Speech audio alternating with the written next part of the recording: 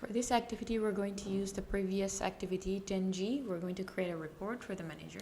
We mainly need to display these following fields, and the new field that we're going to create it, which is price per food. And then we need to show only two types of boats, which are the Yacht and the Power type.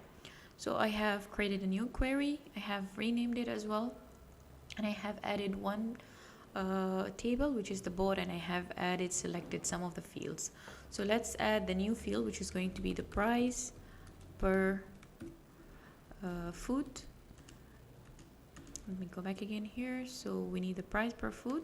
Okay, so let's get back again over here, which needs to be the price per the length. So we have the price field divided by length, and just make sure the spelling is correct. Oops, I just made the spelling mistake. Okay, just make sure the spelling is correct, and any field, it needs to be between square brackets. You need to run this. Am I having something wrong? Oh yes, that one, it's very small, I cannot see it. Needs to be square bracket. It was curly bracket actually.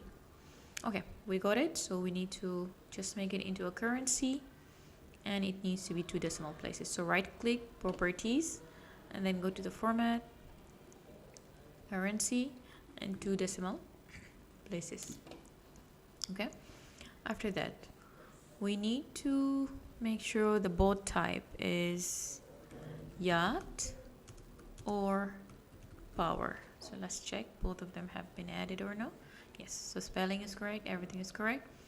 So let's save it, and let's go back again to the question. They did not they asked to make a report. Okay, let's go back.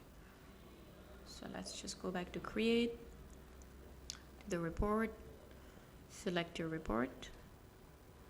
It was G, yes. No, it was H. Yes. Add all of the fields, and let's finish it. Okay, here we go. Just some adjustments, and that's it. We're done. That's the end of this activity. Let's move to the next one.